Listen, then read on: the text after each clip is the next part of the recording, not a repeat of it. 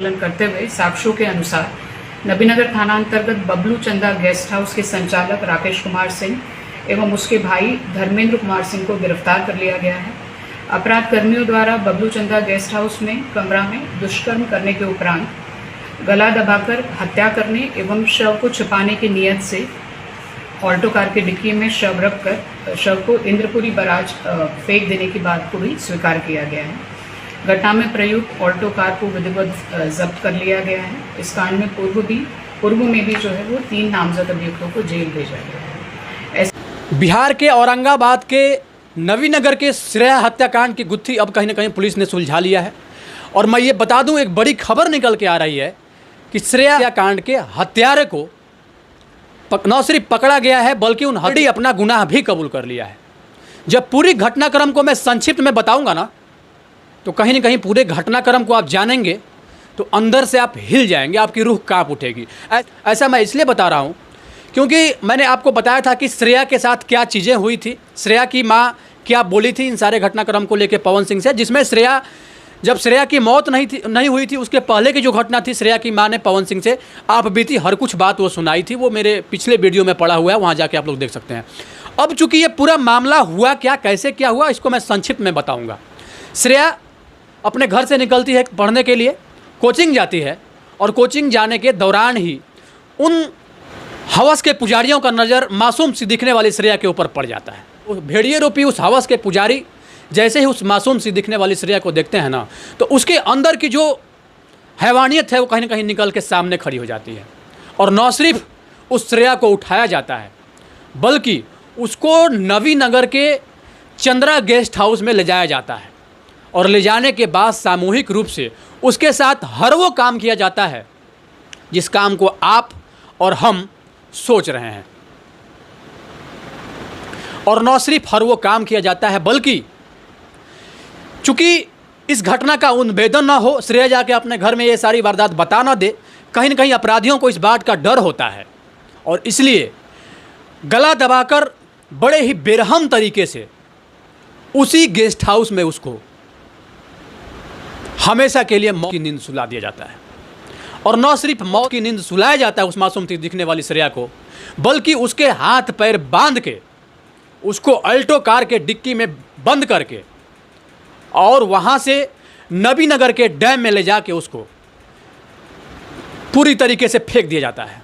और फेंकने से पहले उसके फेस का हाल बिगाड़ा जाता है ताकि उसके चेहरे को कोई पहचान नहीं पाए।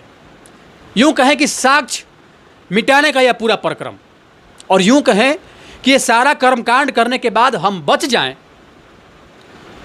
ये चीज़ कोई जान नहीं पाए, अरे घटनाक्रम के सबूत को मिटाने का काम आरोपियों के द्वारा किया जाता है। तमाम तरह की बातें निकल के सामने आती है और कहीं न कहीं इस पूरे घटना प्रक्रम को एक बिहार के अलावा बल्कि पूरे देश में इस बात की चर्चा हो रही थी। और कहीं न कहीं बड़े बड़े जो राजनीतिज्ञ हैं वो भी वहाँ पे पहुँचे हुए थे और राजनीतिक के अलावा जितने भी सामाजिक संगठन हैं सब ने इस अमानवीय घटना को कहीं न कहीं एक जीवंत रूप देने का काम किया और कहीं न कहीं सब ने अपनी आवाज़ इस पूरे घटना प्रक्रम को लेकर उठाई। और सबका मांग था कि जल्द से जल्द श्रेया के आरोपियों को पकड़ा जाए और न सिर्फ आरोपियों को पकड़ा जाए बल्कि समय रहते उसको फांसी के फंदे तक पहुँचाया जाए। ये डिमांड न सिर्फ बिहार का था, न सिर्फ श्रेया के समाज का था, न सिर्फ श्रेया के माता पिता का था, न सिर्फ श्रेया के सगे संबंधियों का था, बल्कि इंसान और मानवता से प्यार करने वाले हर वो मानव था जिसके अंदर कहीं न कहीं थोड़ी सी भी इंसानियत और मानवता बची हुई थी। सब एक सुर से और एक स्वर से कहीं न कहीं श्रेया के हत्यारे को पकड़ा जाए, इस बात के लिए न सिर्फ अपना मुहिम चला रहे थे बल्कि जो जहाँ था वो वहीं से इस चीज़ के लिए आवाज़ उठा रहा था। और उसी समय मैंने ये वादा किया था आप लोगों से कि जब तक श्रेया के आरोपियों को समय रहते नहीं पकड़ा जाता है तब तक मैं वीडियो बनाना जारी रखूंगा। और कहीं न कहीं ऐसा मुझे लग रहा है, मेरी अंतरात्मा बोल रही है कि मेरे वीडियो बनाने का उद्देश्य अब जाके सार्थक साबित हो गया है। ऐसा मैं इसलिए बता रहा हूं कि कहीं न कहीं आरोपियों को पकड़ लिया जाता है, जिसमें चंद्रा गेस्ट हाउस के जो मालिक थे राकेश कुमार और उनके भाई धर्मेंद्र कुमार की तत्काल गिरफ्तारी हो चुकी है। और न सिर्फ गिरफ्तारी हुई है, उन्होंने अपना जुर्म भी कबूल लिया है और उन्होंने साफ साफ इस पूरे मामले के उन्मेदन को खोला है और इस रहस्यमयी मौत की गुत्थी को सुलझाने में पुलिस का काम कहीं न कहीं आसान कर दिया है।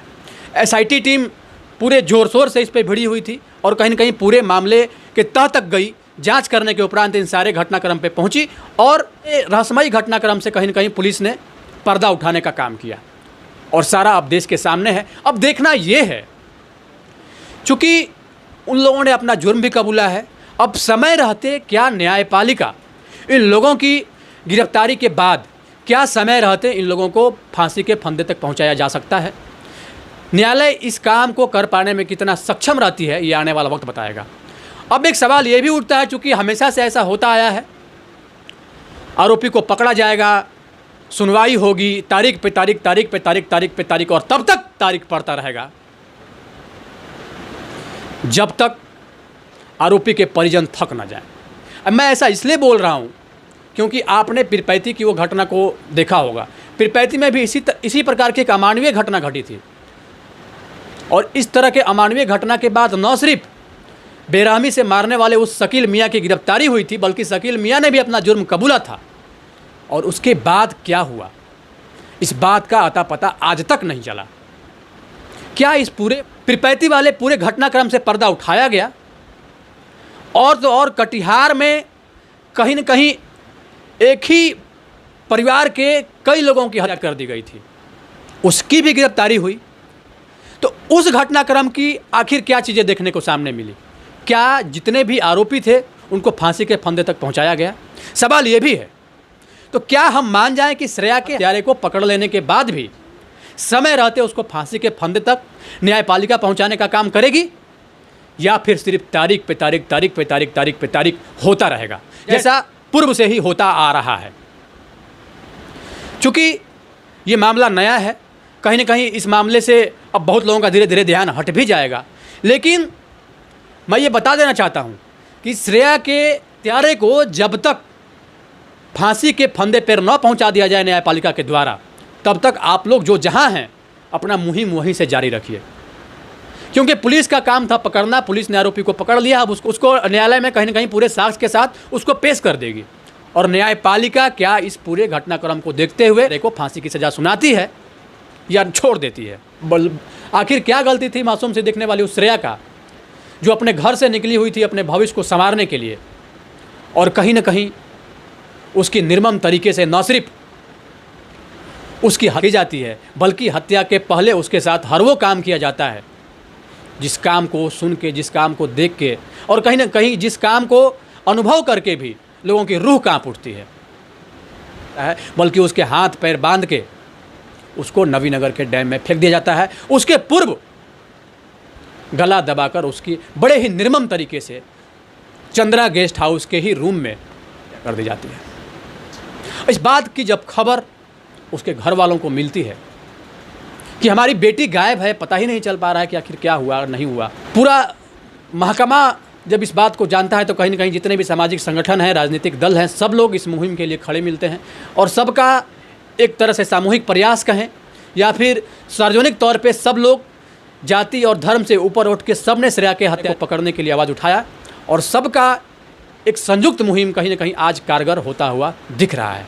बाकी आप लोग क्या सोचते हैं, इस पूरे घटना प्रक्रम के बाद क्या चीज़ें निकल के सामने आएगी? आखिर श्रेया के हत्यारे को जब पकड़ा गया है तो क्या समय रहते उसको न्यायपालिका में पेश किया जाएगा? और न सिर्फ न्यायपालिका में पेश किया जाएगा, और जब पेश न्यायपालिका में SIT टीम और पुलिस के द्वारा उसको किया जाएगा, उसके बाद क्या न्यायपालिका समय रहते श्रेया के हत्या फांसी के फंदे तक पहुँचा पाती है या नहीं पहुँचा पाती है? सवाल ये भी है, और सिस्टम से तो सवाल हम हमेशा से करते हैं और आने वाले समय में भी करते रहेंगे, जब तक श्रेया के हाथ फांसी के फंदे तक नहीं पहुंचा दिया जाता है। मैं सैल्यूट करना चाहूँगा बिहार पुलिस के उन आला अधिकारियों का, SIT टीम के वो ऑफिसरों का, जिन्होंने समय रहते सारे आरोप और प्रत्यारोप को झेलते हुए भी ही निष्पक्षता से, बड़े ही सहनशीलता से और बड़े ही बेबाकी के साथ इन सारे घटनाक्रम से न सिर्फ जांच करके पर्दा उठाया गया बल्कि एक समय था जबकि बिहार पुलिस और मेडिकल टीम के ऊपर भी कहीं से न कहीं से आरोप लग रहा था। और थोड़ी सी सत्यता है, क्योंकि अगर समय रहते जब श्रेया की मां ने FIR किया था, तो उस समय अगर बिहार पुलिस नवीनगर थाना सब समय रहते एक्शन में आई रहती, फास्ट एक्शन ली होती, तो कहीं ना कहीं श्रेया कांड होता ही नहीं और श्रेया आज बच जाती। लेकिन कहीं ना कहीं पुलिस वहाँ डिले की है। लेकिन बाकी आप लोग क्या सोचते हैं पूरे इस घटनाक्रम को लेकर? आपके मन में क्या विचार आ रहा है? अपनी राय कमेंट बॉक्स में ज़रूर दें।